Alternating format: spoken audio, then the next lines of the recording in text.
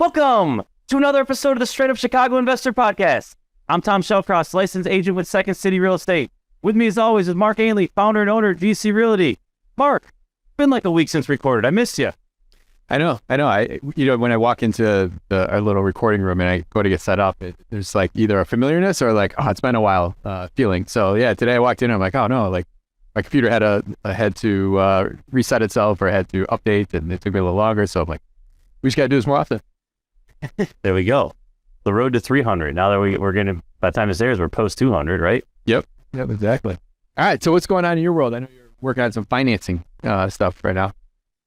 Yeah, it's interesting, and we're airing this February 15th, or we're recording this February 15th. So like things might totally change by the time this thing airs. But, if you were looking in the 2 to 4 space, right, house hacking is great because you have, your primary, you can do FHA, you can do a low money down. But if you're looking at it as a pure investment, you're not going to live there. Some of the commercial financing via, a small local bank is probably better than the residential financing giving you, their version of what they would call commercial. So what I mean by that is, you have a lot of commercial financing sub 6 right now. Like it's usually not that way, but it's inverted right now where that's cheaper than a lot of residential financing. So there's pros and cons to it, right? It's going to be, only fixed for 5 years, 7 years, but a lot of people are kind of planning and baking that refi in, but obviously know what you're getting into.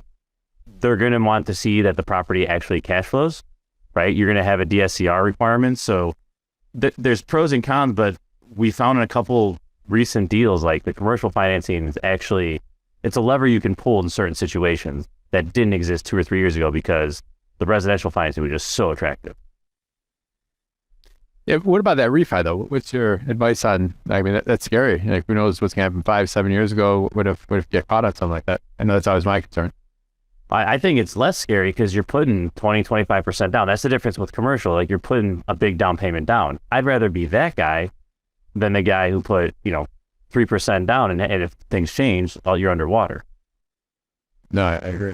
Yeah, no, I do agree with that. It's, I think I have, going back to the crash, I just think I saw so many people get burned on the refi piece. Now, what happened in 2009, I don't think we'll ever, fall into those levels, and banks are healthy now. I mean, a lot of people were calling in back then money because they had to build up the reserves real fast. Otherwise, they were going to literally go out of business like the next Friday. So yeah, it was a crazy time. And let me just be clear, like if you can get, 3% down, 5% down to buy a nice property, just understand what you're getting. It's a great option, right? If the cash on cash numbers look tremendous, it allows you to get into the game without having to wait 5 years to put that money down. Like absolutely 100 for it if you can do it responsibly. But for those who maybe it's your 3rd or 4th property now and you're past the point of house hacking and you're looking at just the pure investment, there's a lot of different options out there that you're probably just used to going down one lane, right? And there's multiple options that you should be exploring. So I'll get off my rant here, but it's come up like 2 or 3 times in the last, call it 2 weeks. No, I like it. Lending's crazy. That's the tagline. Lending's crazy. Lending's crazy. All right. What's our housing provider tip? So our housing provider tip for the week is go back and listen to our first 50 episodes. Now, I was looking through our downloads last week, and then a lot of our recent downloads are 2-3 times as many downloads as our first 50 episodes. Now, we had a period of time where our first 50 episodes were showing up on iTunes, and we got that figured out, but there's a lot of very relevant content in there. And then you guys could poke fun too of how amateur we were back then. But the information's still there, and if you haven't visited the first 50 episodes, ever got to it, I would make it a plan to go back and at least scan through and see what topics think could help you in your journey. Yeah, absolutely. If you're looking for a specific topic, just go to Google, Straight Up Chicago, plus house hack, plus Portage Park, plus whatever you're looking for. That episode will pop up for you. Yep. If we're doing our show notes and SEO right, then you'll have no problem. Perfect. Yes. All right, let's get into it. Your turn to intro here. All right. Today's guest, he's the founder and president of Boston Cash Flow Financial. He's on a mission to help business owners and families create time and money freedom by keeping more of the money they make, protecting and turning into cash flowing assets. Now, let me preface this. This episode today is how is going to tie into real estate investing. But Our client today, he's had a fascination for working and making money from an early age. He not only teaches clients how to use his strategies, but also models these strategies for his own personal life.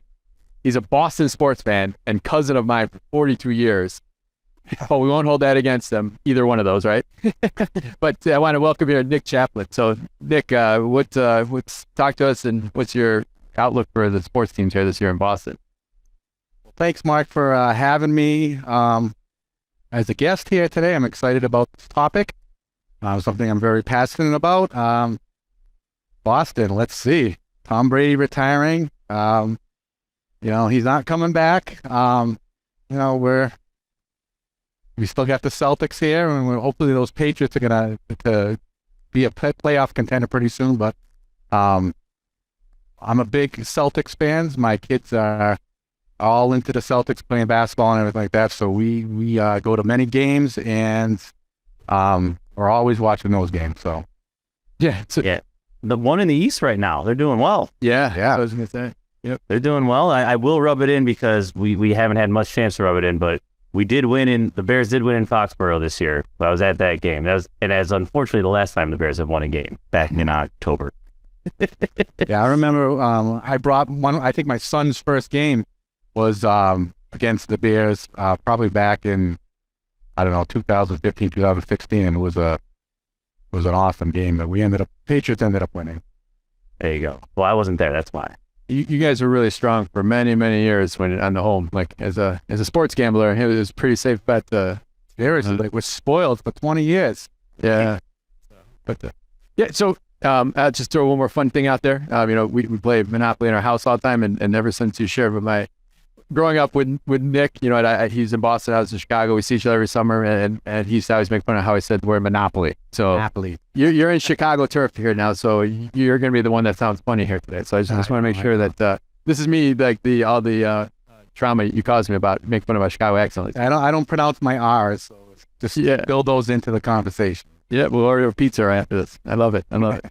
So, talk to me about why we're here today. And listeners, this is all going to tie into real estate investing. Tom's actually utilizing a strategy like this. I've used it. I have been utilizing a strategy like this. Nick, talk to us why you're here today and how our listeners can learn how to be their own bank. Okay, so the be your own bank strategy or concept is basically a financial position where you store and accumulate money in an account that you have complete liquidity, use, and control of your money. So if you think about it right now, just think about all the money that flows through your personal economy, all the deposits, all the loans, all the loan repayments. Who is controlling the banking function in your life? So whoever controls the banking function in your life profits from it. So the be your own bank strategy gives you a clear pathway to put you in a position so you can keep and control the money in your personal economy and avoid losing money. And if you avoid losing money each and every year, obviously that's going to increase your wealth and cash flow over time. We all lose tens of thousands of dollars each and every year unknowingly and unnecessarily by simply not understanding how money works. The be your own bank concept puts you in a position to avoid losing money that we have no idea that we're losing, such as interest on your credit cards. And one of the main topics that we're going to focus on today is lost opportunity costs by continuously stopping the compounding of our money. Well, explain compounding of our money, because we're gonna go back to that. We're gonna reference some books on that. Like, what is exactly compounding your money in the way that you're saying it? Okay, so compounded money means basically you keep earning interest on top of interest. So, with this strategy, we're going to show you how we can earn a return on our money in two places at the same time. And this is a strategy that most of our banks and corporations are currently using. So we store our money in an account that earns uninterrupted compounded growth, even if we're using the money elsewhere to earn an external rate of return. So if, let's just say that you had $100,000 in a bank account and you're earning 5% interest on it, and you want to borrow, you want $50,000 to buy a car, well, you're going to take from that account, and now you're only going to be left with $50,000. With this strategy, you're going to still be able to earn interest on the 100, even though you're using the $50,000, let's say, to invest in real estate. Got it. So, as an investor, someone's listening, you've piqued my interest. What are we talking here? Like, what is this? This sounds like a great concept, but what am I actually signing up for? Like, let's get a little tactical here. Okay, so the way we build these accounts is where, most... You built the cliffhanger in there. I just want to point out there, like that was very, I don't know if it sounded too salesy for our listeners, but there's a cliffhanger there. You deliver it, Tom, on the... We're putting a commercial right in that spot. Yeah, no, I love it. So, sorry, go on, Nick. Okay, well, the way we set up these types of accounts is, most financial accounts have some sort of tax code behind it. So we're going to be using 100-year-old plus tax code that is life insurance, and more specifically, it's specially designed whole life insurance. So the features that what the tax code affords us is a bunch of living benefits, but one of the benefits that we're going to focus on today is being able to get two uses out of your money by using your policies, the cash value that builds up within your policy as collateral, and use that money elsewhere. So we're earning a return on our money in two places at the same time. Before you go any further, there's I don't know if there's a bunch, but I know two specifically types of life insurance, and people that are listening, some of them might never even looked into life insurance. Maybe you're single and not worried about dying and think you're invincible. But I know life insurance didn't really come into play for me until I had kids, and then obviously you and me had conversations and we ended up here. But talk to us about different types of life insurance that are out there, and more specifically, which one is the one that we're going to dive into today? All right, so we have temporary insurance, term insurance, which sounds exactly like what it sounds like, the term, like a mortgage term. So if you have a 20-year term insurance policy, you are covered in the event of a death over the next 20 years. So the only real benefit for that is if you die for your beneficiary. Okay, there's not many living benefits with that, and that's usually the cheaper insurance. Someone may pay $10, $20, $30 a month for $500,000 of coverage, and they want that coverage while, let's say, they have a mortgage on their home and they're, kids, beneficiaries. But once the kids are out of the house and the mortgage is paid off, they feel that they don't need any more insurance. Then we have permanent insurance. And there's many variations. There's universal life, index universal life, and whole life. So whole life is what we're going to focus on today. It's the plain vanilla. It's based, all throughout it's contractual law, all throughout the contract, you see the word guaranteed. So we have a guaranteed death benefit and guaranteed growth and dividends. And the type of policies that we like to work with are with mutual insurance companies, meaning that you're a part owner of the policy. And then let me make sure I understand. So the term insurance policy, you pay premiums, it's a term, might go for 20 years. But then the 20 years, you have nothing, right? Yeah, like you paid maybe $100 a month for 20 years, and then if you don't die, like that's kind of messed up when you really break it down. Like the only way this actually added value is that maybe you get some peace of mind, but it's expensive peace of mind, I guess. But for the whole life, it's not based on a fixed term. It's forever, right? It's forever, yeah. And yeah, the term policy is the most valuable day of your term policy is if you were to die on the way home from signing that policy with your agent. Because any day after that, those premiums are technically, you're losing the opportunity cost on each one of those premiums, for the rest of your life. So we talked about term. What are some of the other policies? You've alluded to them, but can you kind of break those down for us? And how, just at a very high level, how are they different than, hey, I just pay my $20 a month and I'm covered, right? Because people hear insurance, we think of it the same way we think of, our home insurance, our auto insurance. I pay, I'm protected. I pay, I'm protected. But what are some of these other policies where there's additional benefits? Okay, so we have permanent insurance, and under that umbrella is whole life and universal life. So these types of permanent policies have a lot of living benefits, and that's what we focus on here. So a plain vanilla simple plan like whole life has guaranteed death benefit and guaranteed growth. So we're funding a life insurance policy. A lot of times, people like us, we're young, we're not focused so much on the death benefit. We're focused on the cash value, so we can do something with that wealth like invest in real estate. So the policies grow through dividends that the insurance companies return when they make a profit.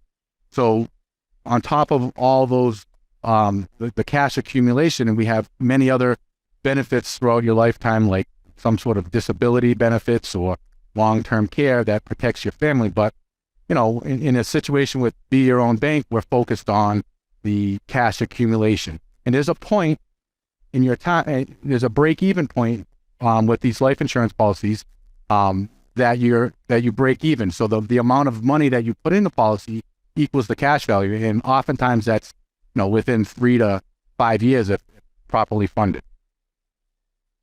So walk me through that. If I'm putting $100 in a month or whatever number that is, at some point I'm able to draw from this. Like, break that down for someone who's never worked with a policy like this. Okay, so we mentioned the word specially designed life insurance. So each situation is different. So if someone comes into and has, let's say, $100,000 to work with, and they want to buy a house with that, we could actually structure a policy that they could put $100,000 in right away and then loan the majority of that money out right away to do that same thing of buy the house. In a different situation, we might have someone that only could put $100 a month or $300 or $500 a month. Their cash values may not be big enough to do something meaningful with in the first year or two, but you know, they can surely buy something small like a car or pay down credit card debt with it. But if properly structured, you have a good amount of that cash value available right away. So with the $100,000 example, that what they're putting into it is basically paying for premiums for X amount of months or whatever, and that's how they're buying into it. They're not necessarily just putting it into like a bank. You might put $100,000 into a bank account. You're putting it into an insurance policy in the form of. Is that right? Yes. Again, I mean, depending on how it's structured, you could simply put in $100,000 one time, and then we could set it up so you have monthly payments of $500 or $1,000 or whatever. It depends. You have to follow certain IRS guidelines for life insurance, but depending on what your situation, what your financial goals are, a policy could be designed for that purpose. And in that $100,000 example, where someone's going to win is that they put the $100,000 in, and that insurance policy that's going to pay back a return. I use the word dividend on an annual basis. They're going to earn dividends off that $100,000 while still using that money as their down payment. Yeah, uninterrupted compounded interest. So that $100,000 is technically going to work for them for the rest of their life. Okay, and they're able to take whatever cash value that they need for an investment and earn an external rate of return on that investment as well. So that's the whole concept of getting two uses out of each dollar. Got it. Yeah, the way it was explained to me, and go ahead and correct me if I'm wrong, but this really helped put it in layman's term. You know, if someone had a 401k with $100K in it, and they wanted to take $50K out, whatever, $50K is gone from that 401k. Like, it's out, and you're only earning on what you left in there. Similar to the example you gave earlier. With these type of policies, you put $100K in, you're not taking that $100K out. You're getting basically a loan or a line of credit against that $100K, like against your policy as an asset. Yes. Right. Like, I almost look at it as like a HELOC. Like, this is the asset, and I'm able to draw from it, but I don't have to give up my asset. So remember when you take out a HELOC on your house, like you don't have to give up the rents, you don't have to give up anything. You know, it's borrowed against there, and it continues to grow in value, just like a house would. Just like a house would appreciate, even though you borrowed against it. Yeah. So in that 401k example, when you take money out of a 401k, you want to pay that back within 5 years, or it's gonna count as income. But you're also paying that loan back with after tax dollars. So let's say your loan payment on the 401k is $500 a month. You probably have to gross $700 to net $500, and so your actual cost to borrow that money is probably up in the 10, 12, 15%. So with the life insurance example, you're borrowing 50. Let's throw a number out there. Let's say the interest on that costs you $1,000, but the interest that you're earning on the $100,000 is earning you $3,000. So that spread between the $3,000 and $1,000 is money that you had no idea you were losing. So the cost to borrow your own money is net zero. Got it. And how liquid is it? Is this like, hey, I need this in 48 hours? Like what?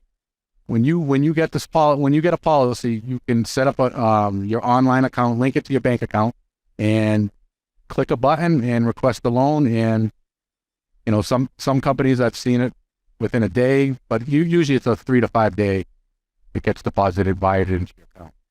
For me, I've done it before. We'll talk more about my example later, but it was in less than 7 days that I know it got ACH over to my account, and I was able to actually utilize it. So, talk to me about you walked me through this. It's been 10 years now, and for those of you listening, my big issue, how I probably ended up in this conversation with Nick, was 10 years ago, my daughter was 3, and I tried like hell for 3 years to like save money for college. And if it wasn't GC that was needing cash flow, if it wasn't our household that was needing cash flow, or some investment opportunity, we're plowing through properties back then, like I'll just use this money over here for this right now. I was unable to save money, and I looked at this as a vehicle that I was able to put money away. I was able to solve the life insurance thing if something ever happened to me for my daughter and my family at the time. And then at the same time, at 18, I was going to be able to pull this money out. I figured, I mapped it out with Nick, figuring my daughter's college was going to cost, I think it was $120,000. That's how it started. We actually grew it from then. But that was kind of my first iteration of, I'll need $120,000 when she's 18 to pay for college. And it kind of served multiple purposes for me. And the funny thing is, I just kind of forgot about it, and it continued to grow. But we'll talk more about that, how I used it. But when you were 10 years ago, listen, you come on here, 10 years ago, you get really excited about this. And I know you have so much passion. And to me, sometimes it's like, well, what if IRS changes the law, or what if this is no longer a thing? Kind of talk to me a little bit about like how this has been going on for ages, and a lot of the wealthy actually use this as a tool themselves, or a lot of our congressmen and congresswomen use that. So the ability to actually get something like this ever to change, like those were some of my concerns back then. Talk a little bit about kind of your answer to those thoughts. So the life insurance tax code has been around for over 100 years, and unlike many of the other tax codes out there, it's only been changed once. I believe it was 1985, because back then there was no regulations on how much money you can put in there based on a death benefit. So we had all these wealthy people dropping $1 million in there for a $25,000 death benefit, and it wasn't considered an asset in the eyes of the IRS. So they gave all their friends about a year to change to set up these old policies, and after that they changed the tax code, and now you have to have a certain amount of death benefit when it goes along with how much money you're putting into it. But it's very safe. Most likely, if they change the tax code again, they're going to grandfather everybody into the current policies they have now, because it's contractual law. Is that how that happened? Was that all those people that had that 1 year kind of runway to firm up with their friends and family? Like that was like all those people got grandfathered in back in the day? Yeah, because I believe in the front page of the Wall Street Journal at the time, it took up both pages. It says, cheat the IRS, I think, give us $100,000 once and earn $8,000 a year tax free for the rest of your life.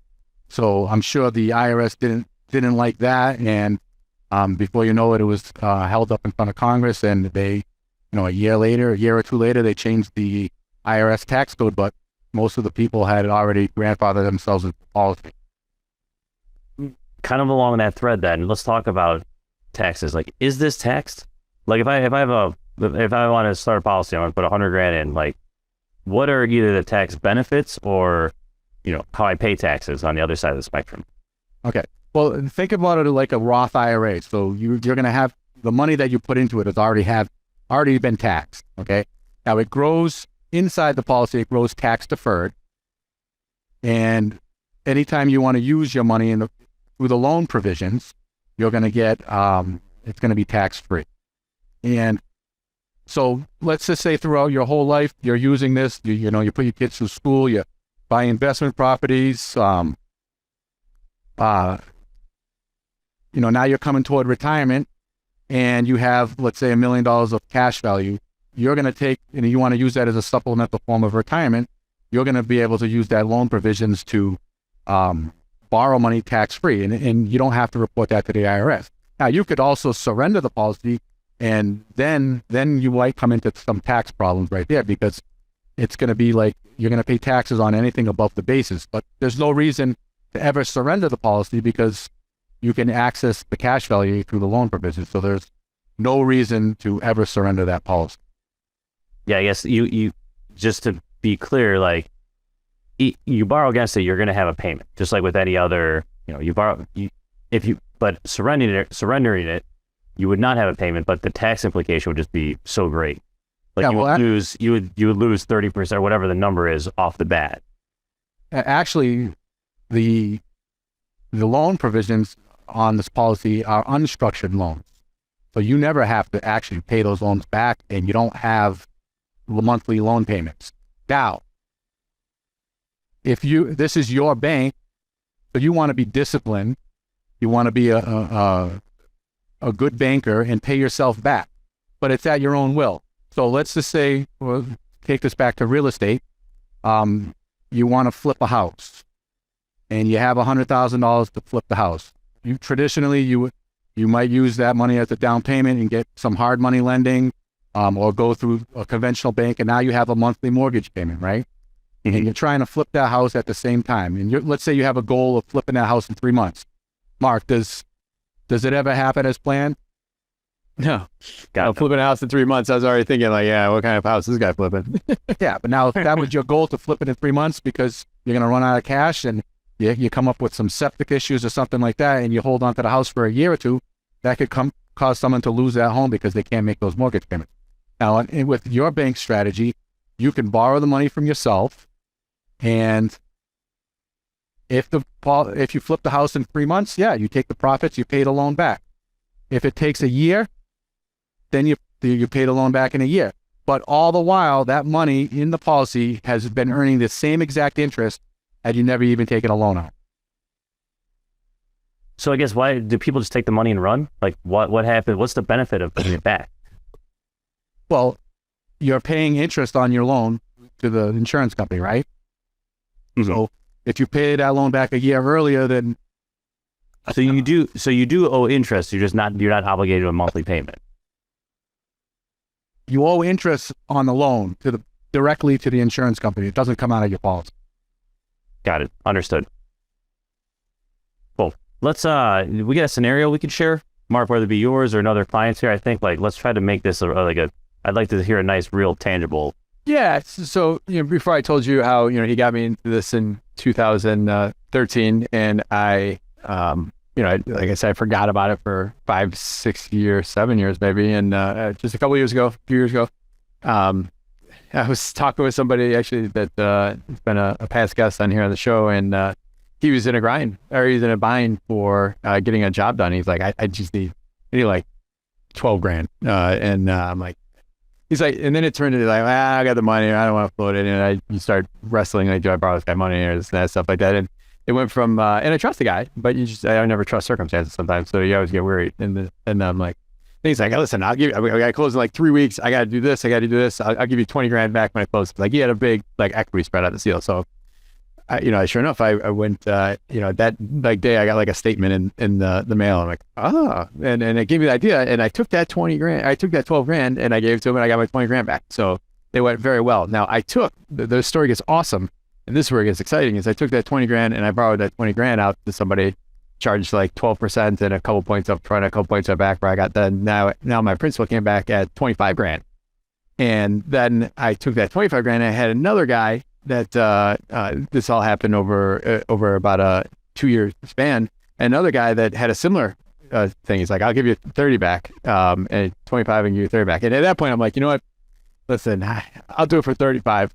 So I figured I had the upper hand, and I borrowed the guy $25,000, and he gave me $35,000 back. Like it was like about 9 weeks later. So he made his money. He needed me just as a short-term crutch, and then I took that 35 and I did a little hard money thing. Got some. I think I did that one at 12 or 13% and some points up front, and I turned that into what was basically 41 and change. So I took 12 grand a few years ago and turned it into 41 by just being my own bank. Now I turned around and I paid back that loan I issued it just this past summer, and I paid back my 12 and some change to even my account out. But then I had this other chunk of money that it was huge. And now all the whole time that 12 grand was still getting, my 4 to 7% type return that the insurance company, the life insurance company, was paying me on my holdings. Yeah, I mean that shows the power of these types of strategies. You're earning that external rate of return, which, I mean, it's hard to calculate what that external rate of return is, but you had the safety and reliability and the consistency in your policy that that you had the money. Now, let's just say you did get screwed by that person and they didn't pay the $12,000 back. I'm sure you had some sort of lien on the property or something, but if you rebounded in a year or two or whatever and somehow got that money back into the policy, so you had use of that collateral, you still have, over that 2-year period, you are still earned interest on that money as if you had it in the policy. Yeah, I think one of the big differentiators to me is, like, when you compare this to, let's say, something like a HELOC, right? You got a lot of equity, you take out, a home equity line for 200 grand, whatever the number is, you have a chance of losing that property, right? If you don't make those payments, like, you have skin in the game, and it could end up, the downside, although it probably wouldn't happen as long as you're responsible, the downside is there, and it's large. Like, you can lose the whole asset because of that. That's why I think this, going this route, you have more flexibility, right? It's if I had to go borrow from a HELOC or from my cash or my whole life, like, I always would prioritize this, just because, as we've talked about in the last 5 minutes here, that flexibility, right? And you don't really have an asset on the line. Like, yes, it's your own bank, it's your own money, but you can't lose something bigger than that. Yeah. No, you have all the safety and everything from just all the benefits of the life insurance policy. But yeah, you obviously, if you're going to be using this policy as some sort of like a hard money situation, you're going to have a lien on that property, and you have that additional security right there. As if something happens to the property, you have access. You're going to get access to that property, and you're going to be able to, take ownership of it. But you have that money working elsewhere in the policy as well. You've got a little more extreme with me on, like, ways that you can do it. I'm not sure if I recall it correctly or not, but ways that maybe you've used this. But some of our listeners could benefit for kind of the concepts you've told me in the past of, like, really literally putting all your income in there and literally pulling against it and paying your just expenses. I know you've had a scenario with my company or with a property. It's like you're all about, like, putting as much as physically possible as you can and borrow against it to kind of start that snowball effect. Yeah. So I own a few investment properties, and I, like, the policy that I have on my wife, for example, I fund it completely with one of my rental incomes. So I put a little over $1,000 a month, and I've been doing that for the last 10, 15 years. And, a good example is that we needed a new roof on the property. Now, these big 3-deckers in Massachusetts, I mean, I was getting quotes for $30,000, $40,000 for these roofs. Now, I could have taken it out of my reserve account, and paid cash or whatever, and got the roof fixed. But what I did was I borrowed from my policy, and then I increased, instead of putting $1,000 a month into it, I increased it to I think it was like $1,750. And after and I put some large chunks in here and there, but I had it paid off in a year and a half. So between me, my kids, we put a good $50,000 a year in the policy. So kids, so you even have it kids on the policy too, if ever, right? Is that what you said? Yeah, each one of them, when they were born or a little after they were born, I put about $150 a month in each one of their policies, and we all, let's say your kid gets his license. I mean, you're going to probably buy him a car. Well, guess what I'm going to do? I'm going to tell him that I'm going to take a loan out from his policy. And if he has a job, I'm going to decide how much he can pay for to pay back that loan.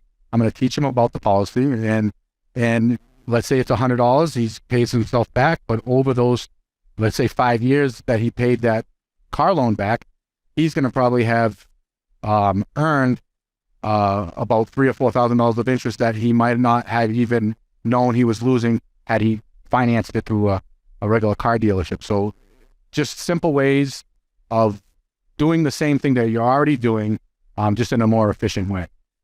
It just takes discipline, I guess. Maybe when you've said those things in the past, I've never really executed on it because of, maybe I got to deal with my partners or something like that. But I know a lot of our listeners have some pretty good discipline, or maybe it's that's a great, just the discipline alone right there. These types of policies aren't made for everybody, okay? We have to be responsible and disciplined because anything good in life comes through discipline. So you obviously, if you take all the cash value out of your policy and buy a car or investment or whatever with that money and don't pay yourself back, yeah, you're going to have a little more cash flow at first, but you're not disciplining yourself as you would if it was, it's your bank. So you want to pay yourself back, and it's a lifelong commitment. Okay. You might get started off with the policy, buying a few pieces of real estate, buying a car. But if you're a family man and you might target putting your kid through school, a private school or college, or buying him that first car. And then maybe you might want to buy a second home down the road. All things that you might have done normally, but you're getting more efficiency out of your money. And then you go to retire. Now you have a form of supplemental retirement income. And then when you pass away, you're able to replenish those assets for your family and keep that legacy going.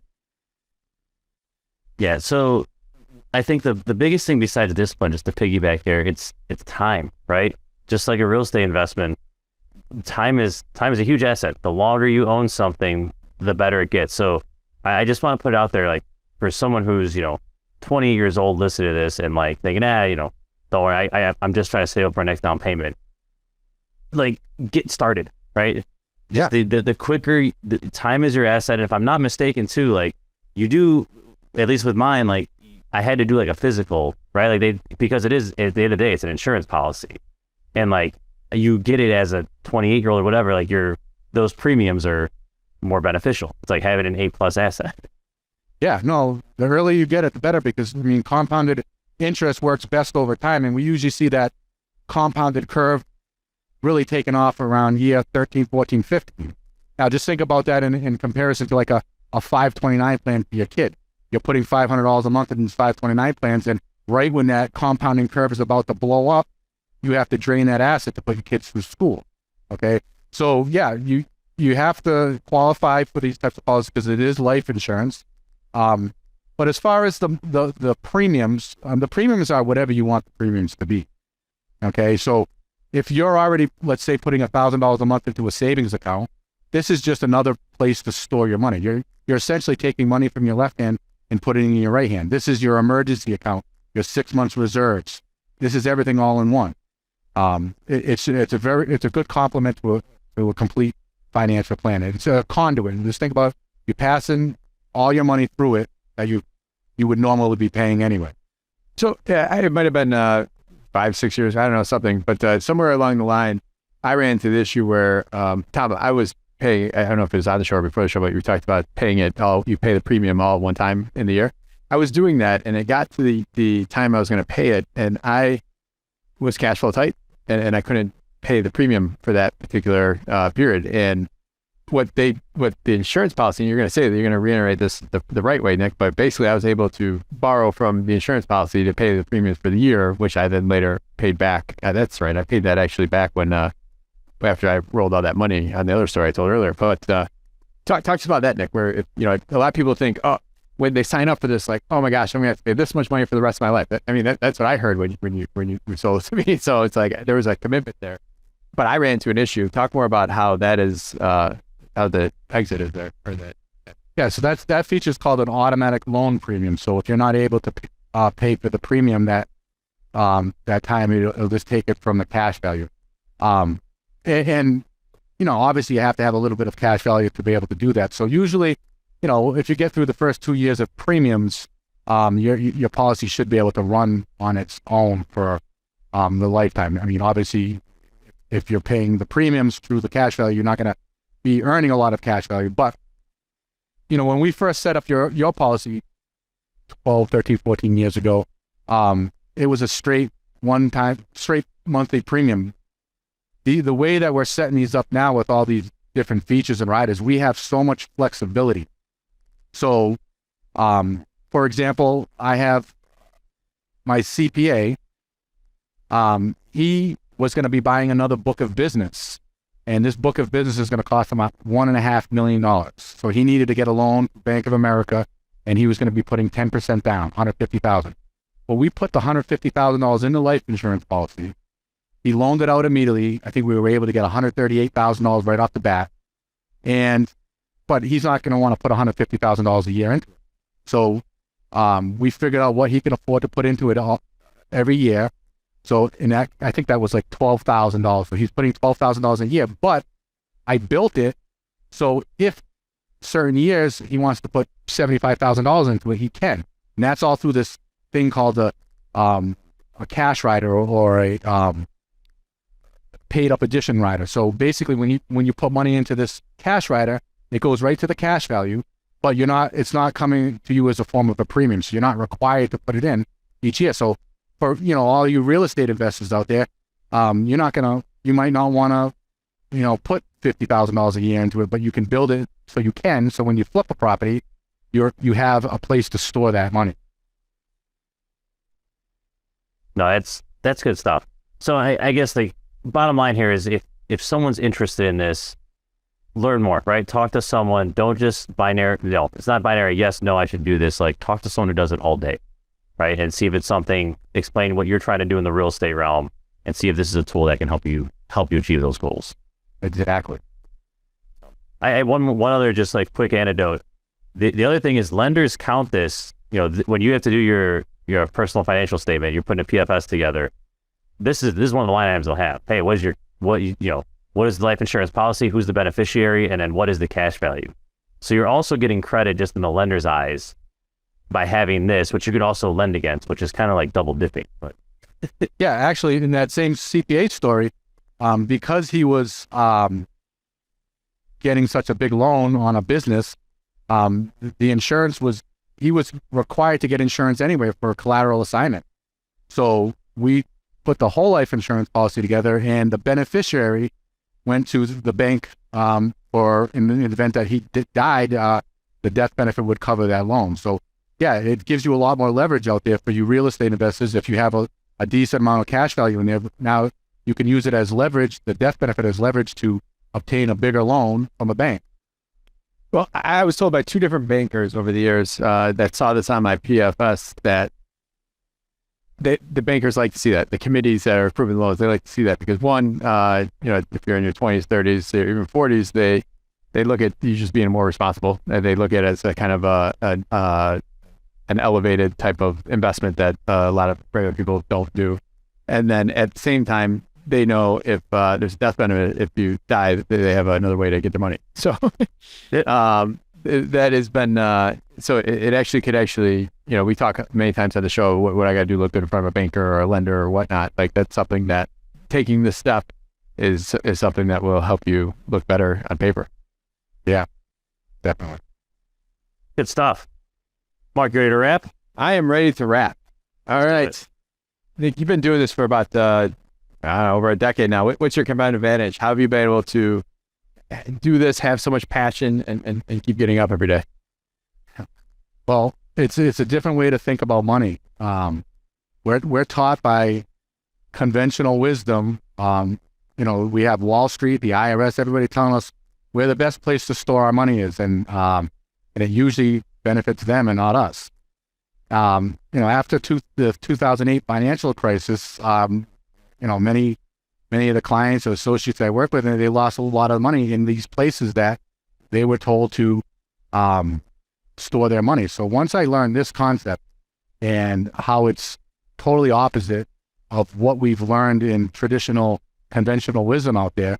They just had such a passion to get that concept across, because, how many times did I pound this in your head to teach you how to think like this? And now that you understand it, now that you've implemented it in your own personal economy, it's, you got through the first few years, you got a decent amount of money, and now you're able to leverage it and use it in your own business and own personal life. So that passion drives me to get that concept across to as many people as you can, because it's a safe place to put your money. It's contractual law. It's not tied to the market, so we don't care what's going on out there with interest rates, and it's a hedge against inflation. It has a lot of the similar attributes that real estate has. We have the tax advantage, the equity appreciation, leveraging, and the hedge against inflation. So it's really solid out there, and I am very passionate about it. Good stuff. Nick, you mentioned you had some investments yourself, some property, I should say. What is one piece of advice you would tell someone that is yet to buy their first investment property? I don't want to sound like a salesman or anything like that, but I mean, this banking concept, anybody that has real estate, I believe this is just going to be an extra tool to get basically almost double the returns on your money. I mean, I have some examples, some webinars, some slides I can show people, some actual examples of buying a piece of real estate with your banking strategy and without it, and how you can basically boost your returns, almost double your profits, just by having that compounded money growing while you're doing the same thing you were going to do anyway. All right, well, you're going to have to share that with us, and we'll have to put it in the show notes, and we'll have to put it on the website. Hey, all right. When you're not working, you're not eating grinders, what do you do for fun? Well, I have 3 kids, and they're all young, so I'm basically driving them around to practices, going to their games. I enjoy going snowboarding. I love going to the beach and being outdoors. But honestly, a lot of my time is just taken up with driving my kids around. I hear you. Give us a good book, podcast, or self-development activity that you'd recommend to our listeners. All right, so I like the book The Power of Zero by David Knight. And there's another book I enjoy reading it, Whose Future Are You Financing? And then there's another one, Confessions of a CPA. They all talk about these concepts. And you read those books and you just be blown away. I think I remember, Mark, I gave you that book a long time ago, and you were kind of floored with that, because it's a whole different way of thinking. Yeah, both Power of Zero and Confessions of a CPA are both very easy read. And I've actually bought those books for people multiple times, just to kind of teach people about the compounding interest. And Snowball, throw another book out there while we're on the topic, Warren Buffett's story. It's all about Snowball and his accumulation of all his assets, and it was really around compounding his money over and over and over again. And this is one of the tools he used as well too. Besides yourself, name one person in your network you'd highly recommend to other real estate investors. My CPA. Okay. All right. He's throw a name out. Who is he? The mysterious CPA. We know he bought a business recently that's about all. Yeah, I don't know. Ash Wasilidis in Framingham, Massachusetts. I will link to him in the show notes. So, Nick, thank you so much. You provide a ton of value to our listeners. How can they learn more about you? Is there any way they can provide value to you?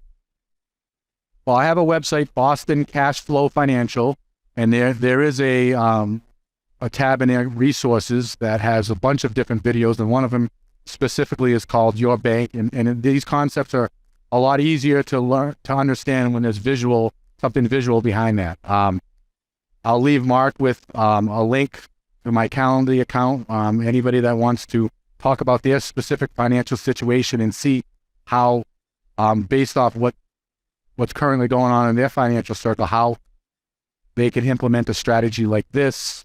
And again, I have a lot of visual software and stuff like that that'll help make this concept easier to understand. Once you get it, it's easy to understand. It sounds confusing, but it is very simple. I'll speak to that. All right. Our Chicago fact. Mark, who are we playing for? Now we're playing for Rick Spiegel out of Lake in the Hills. Bought a T-shirt. Thanks, Rick. And we're playing for a $50 gift card brought to you by Renewable Financial. If myself or Nick get this right, we'll send you out that gift card. Well, I sorry that this one is very Chicago specific, so I don't know how much help Nick's going to be here. So you might be on your own. Hold on, I'll get my Google ready. Yeah. All right. So Mark, I was looking up the 77 communities the other day. I didn't realize 8 of them begin with the letter A. It's a huge disproportional amount there. Can you name 6 of them? Name 6 of the Chicago communities, official communities, that begin with the letter A. And I'll give you roughly 30 seconds in my head. All right. Avondale, Auburn Gresham, Austin, Albany Park. How many did I get so far? 4. That's 4. Um, The one that runs with 55, just north of Midway. 2 words.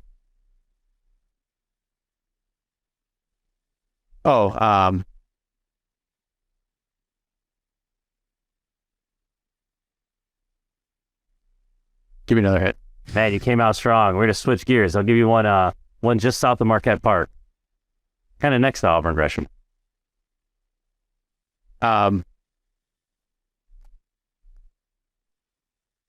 Evergreen. Man, I'm done. Running down here. I'm out, man. I'm out. You came out so hot. I thought you were going to get all 8. Yeah, no, I You got 4 in the first 10 seconds. Talk to me about the other 4. All right, so you nailed Albany Park. Archer Heights was the hint I was trying to give you. Midway.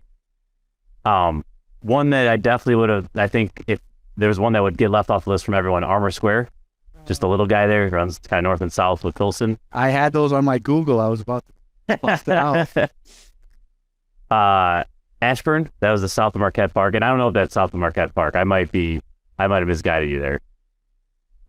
You got Auburn Gresham, you got Austin, you got Avondale, and then another tough one, Avalon Park, next to Chatham. You know what? I thought about Avalon Park and I thought about Ashburn. I sometimes you get these neighborhoods and I sometimes forget if it's a neighborhood or if it's one of the 77. So I do get screwed up there. Well, I was gonna say your neck of the woods in South Deering. Would you have said Avalon Park if I said that?